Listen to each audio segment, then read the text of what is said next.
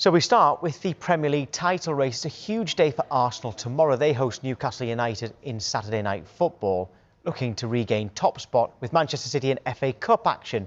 Arsenal fans, how nervous are you? Jay Bothroyd is with us until midday. All season you've been giving us a percentage of your confidence. How high did it get at one point? Got to, was it 76? 76%. 76 was your highest. Yeah. Last week you said, before the Man City game, you said 51. What is it now? It's 50-50. Oh, it's only gone down. 50-50. It's only gone down 1%. Man City are top now. Yeah, Man City are top now. So what do you mean? How can Arsenal be favourites if Man City are top?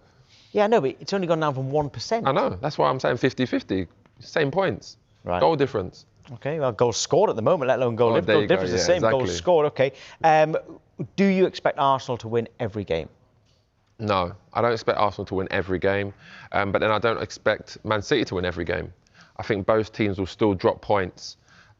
This is a really tough game coming up for Arsenal, though. You know, people will say, oh, you know, Newcastle are not an in-form team. Well, Arsenal are not in form either. Newcastle do have good players, as we've just been talking about. Yeah, exactly. They still have good players. I think Emirates is back. He's back as well, which is that's massive. So they'll have their three midfielders in there, which is one of the, you know, I said before, one of the best three in midfield in the Premier League, maybe even the world. But that's going to be a tough game, and it's whoever turns up on the day. You know, they got the likes of Gordon. You know, we need to see big performances from Arsenal's attacking players. The defence has been consistently good over the year. If you pick Team of the Year this season, there'll be no Arsenal players in that attack. So the Arsenal players, the Arsenal attacking players especially, need to turn up and be counted, and you know, have some creativity and score some goals in open play. Right. From a mentality point of view, now that Arsenal are not top, they'll be hoping obviously temporarily not top, do they now that they are officially chasing, do they automatically become more attacking and more off the leash? I mean, you know, we spoke about this year, Tom. I've always said that Arteta needs to give the attacking players especially more freedom. When you look at the back line, all of them, good in one-on-one situations, strong, fast, organised. I think the attacking players need more freedom to go and affect a game. Will that happen naturally now? I think it will definitely be encouraging it more. I don't think it will be happening naturally, because you can't just like suddenly switch off to the principles that Arteta has been teaching you for the last 7 years and say, okay, now we're going to go gung ho, and you know, I'm going to do whatever I want. I still think he'll say that there is structure, but I want you to go and affect the game as you see fit within our structure. But again, I think it's team selection more than anything else. I think Arteta really, again, Max Darman needs to play. I really don't care how old he is.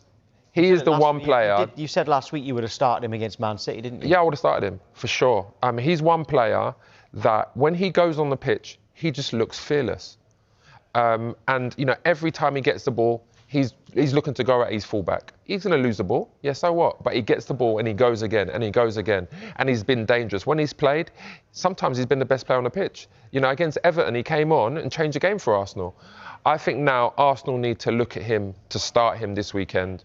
I think they need to look at, obviously, Eze just has to start. He needs that freedom. Go wherever you want on the pitch. Get that ball and dictate the game as you see fit. Go and create. That's what he is. That's what Cherki is for Man City. You know, Guardiola's always been that manager. He gives certain players the freedom to go and create, like De Bruyne. Like Foden a few years ago when he was, you know, scored his 27 goals and 11 or 12 assists. That season he had more freedom. This season it's Cherki.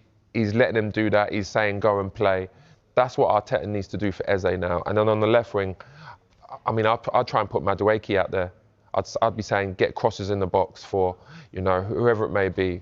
Gyökeres, Havertz, I think. Which one would it be? For me? I would probably go with Havertz. I thought he had a fantastic game last week. His overall game, yes, he missed 2 big chances, and you know that is the difference. But I think if you look at his overall performance, I think it was a really, really good performance. Right, time to get the fan perspective now. Fanalysis has partnered with Sky Sports to empower fan opinion. On the Finalysis app, you share your player ratings, your manager ratings, and your opinions on everything to do with your club, so that Sky Sports can put fan opinion at the heart of their football coverage. Scan the QR code to download the Finalysis app. Christian Ty joins us now. Right, Christian, I don't think we've spoken to you since that defeat on Sunday, but how confident are you now that you'll still win the title? Definitely less confident. I think, what was it, 12 days ago we were 9 points clear, and now we're second. So yeah, less confident. It's still doable. I still believe in this team. I still believe we can do it, but they've got to show it on the pitch now. You know, fans can only do so much. We can only support, and we can only try and rally them on social media and in the stadium.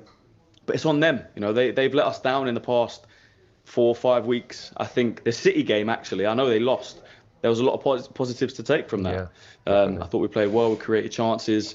And I think a lot of the belief now going into the last 5 games has actually come, ironically, from that loss. I think if we can play like that for the rest of the season, I think we can win the last 5 if we play like that and take our chances. You know, Eze hitting the post, Gabriel hit the post, Havertz 1-on-1.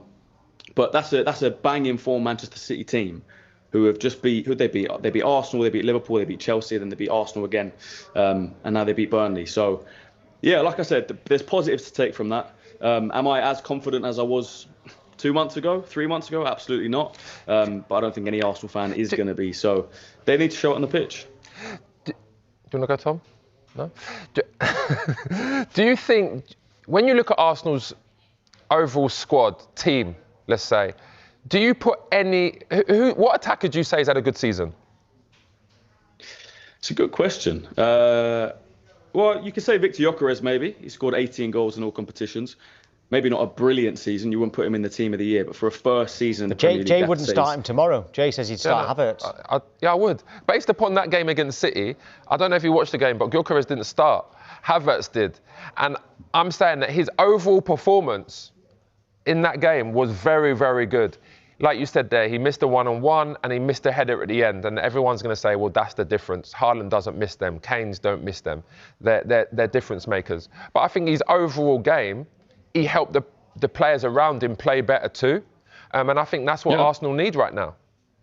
I completely agree. I think we play better when Havertz is in the team.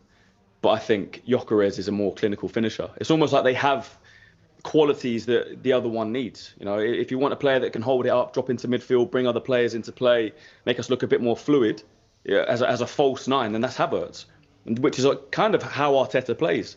If you want someone who's going to stay on the shoulder, try and run in behind, probably take a finish more often than Havertz, that's Gyökeres. So it depends what you want. I think knowing Mikel Arteta's style of play, how he likes to play, how he likes to dominate games, how he likes his striker to usually play, I think I would also start Kai Havertz. That's nothing against Victor Gyökeres.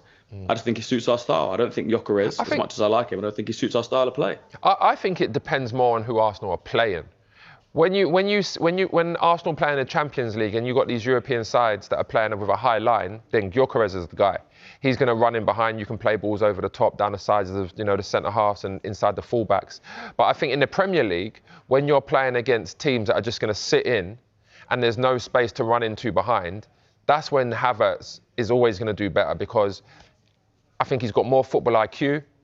I think he doesn't rely on his strength as much. He drops into little pockets where he can get turned. You can play the ball up to him, win flick-ons, he'll hold it up. I think all those attributes help Arsenal's midfielders get up the pitch and, obviously create more chances, especially for the likes of Eze. Yeah, no, I wouldn't disagree with that at all. It's just the finishing. Look on on Sunday, the game against Manchester City, the 1-on-1 where Odegaard passes him the ball. He's falling over before he shoots, and then the header in the last minute. If that was Gyökeres, maybe one of them goes in the back of the net. Or Gyökeres don't even get there on that header. Clinical striker. Well, fair enough. I can see what you're saying, but then we need someone there. We need someone up front that can get there on the header. We're going to come to that. It reminded me of that Thierry Henry header against Manchester United. Was it 2005? I think Abui put the ball in and he passed Van der Sar. It's like you need someone quality up front. And I'll tell you if what, Gyökeres isn't it, if Havertz isn't it, then we need to sign someone else. I mean, listen, you mentioned Henry there as greatest Premier League player ever. So, I mean, this is not mention him in the same breath as Gyökeres. To be honest, Look, these are I was a players that bit played for surprised that he Arsenal took the once number upon a time, 14 Jay. shirt. Why, he just put Yeah. extra pressure on himself by taking that number 14 shirt. I said that was ridiculous that he even did that. But Jay, do you know why I mentioned Henry? Because he was playing up front for Arsenal when we last won the league. We're trying to win a league now. You need that quality up front. no, we do, but You know, we can't sign them. We can't sign them right now. But if you're I'm talking not saying about, go and sign Thierry Henry, but I'm saying sign a striker that in the last minute, in a potential title deciding game, a free header from, 7 yards out, can put the ball in the back of the net. he That's scored a what you header need this year, in a Gyökeres? big moment. That's a good question. The two Has strikers Gyökeres you're scored a talking header? about, both I can't cost 60 or remember. 65 I can't million, remember by if he the scored a way. header. But Yeah, well, he And scored one Gabriel pre-season Jesus against wasn't Bilbao. cheap. You've spent so that's not the season. You've still spent a lot of money on strikers, by the way. I mean, all three of your strikers cost a lot of money. No, of course, and that's the thing. I feel like I don't think that Gyökeres fitted the Arsenal profile. I think you need a player that, I mean, you're going to say, oh, Isak this season at Liverpool, but a player like Isak that can manoeuvre in them wide areas, drop in pockets, score their own goals, beat a player and put it in the top bit, like things like that. The only striker out there right now that I look at, I would say Alvarez. And even, at the end of last season, I was saying, obviously, Isak was my first choice, Alvarez was my second, and then Ekitike was my third. But obviously, we didn't get none of those. But I think this year, Arsenal really need to push the boat out and get the likes of Alvarez. Victor Gyökeres has scored one header this season. By the way, what can the fans do to help then, Christian? You know what Arteta's been doing. He's been getting you all hyped up for it. And you know that you were criticised, some of you anyway, after the Bournemouth game. What can you do to help get your team over the line? I think the fans can just do what they've been doing all season. Keep supporting the team, keep turning up for games, keep making noise. Look, I was there for the Bournemouth game in the stadium. It was loud before the game. All this narrative that Arsenal fans were nervous and booing and this and that. We weren't before the game. We weren't during the game. There was a small section that maybe booed after the game, which I disagree with. But then I feel like that section of the fan base. Can I ask you that? Why do you disagree with that? So you were still top of the league. Because your team is still 9 points. We were still 9 points clear, right? We had the chance to go 12. Still 9 points clear in a title race in a long season. I understand it. I don't agree with it, but I understand it, right? They felt let down in the way that they'd gone from 4 competitions to 2 competitions, then lost against Bournemouth. I feel like the fans that booed almost sensed that we were going to lose against Manchester City. So they sensed that it was going to be, level on points within a couple of weeks, which it now is. But we still got support. All this stuff that Mikel's saying and coming out, he's trying to rally the troops. I don't actually think he needs to. I just think let the fans support and focus more on the team. Focus on what you're doing on the pitch rather than trying to get the team up, because it hasn't worked. The 2 times he's done that, he's come out before we played PSG in the Champions League last season, he said, bring your shin pads. That obviously went viral before the game. Oh, why is he saying this? It didn't work. Play we ended up losing. The fans can't play at all. No, but he said to the fans, in this season, before the Bournemouth game, he said, bring your breakfast, lunch and dinner. It didn't work. I think just be calm. Just be calm. Just say, we know what we're doing. We've been working on it all week in training. Bat off some of the bottling questions and whatever. And the fans will be there. The fans will support. It's not on the fans, on the team now. It's five games to go. It's really on these players. If I'm honest, sorry, Tom. If I'm honest, I feel like the fans they pay their money. I think they're allowed to have their opinion. They're allowed to voice their concerns, whether it means booing or not. Players just have to deal with that. I've been in that situation before where I've been booed, I've got abused, but you're playing at the highest level. You have to be able to deal with that pressure. And sometimes, there's going to be boos, you're not playing well. Other times, there's going to be jubilation and all the fans are cheering you. That's just the nature of the game. Going forward, if Arsenal are to bring new players in the summer and Arteta is in the job still, what players do you let go to raise money to bring other players in? We're going far ahead here. We're still in this season. I think we've got to focus on these last 5 games. I'm asking the questions here. There's a few players. I think players like Gabriel Jesus, potentially one of the left wingers, Trossard or Gabriel Martinelli. I think Ben White maybe could be moved on, even though he's a player that I love, but maybe with his injuries and stuff, he's not playing at his level. I think there's a few players there that you could maybe move on to bring in top quality replacements. I don't think too much change is needed. I think the team is. You've seen if you finish second 3 years in a row, you have to be a very good team to finish second in the Premier League. But to be a great team, you need that top quality, and you need to be able to do it till the end of the season. So a little sprinkle is needed. A couple of extra quality players. Maybe this. I think a left winger is the main area. Who would you like I to don't see? think they'll sign another striker on the left. Or who would you like to see come in? I wanted Semenyo. I think Semenyo was the tap-in January. Obviously, they didn't get it done. We let him go to City. I think if we'd signed Semenyo, we'd probably be 12 points clear right now, or 9 points clear. I like Njai at Everton. Anthony Gordon's one that's being floated around as well. And yeah, Julian Alvarez up front as well. I think he's a top quality player. But like I said, those are questions for the summer. I think right now just focus on these 5 games and the 3 games, and hopefully 3 games in the Champions League, if we can get to that final. Let's see what happens. Finally, what's your percentage of hope in terms of winning the league? What did Jay say? 50-50? Yeah. I said 50-50. It is right now, yeah? Second place at the moment. Because we're playing 2 games before City play, if we can win these 2, get 6 points clear, hopefully score some goals. I know we haven't been scoring recently, which people reminded me of. But we still scored, I think, 63 goals this season in the Prem. City have scored 66, only 3 less. Say we win 2-0. What's the percentage?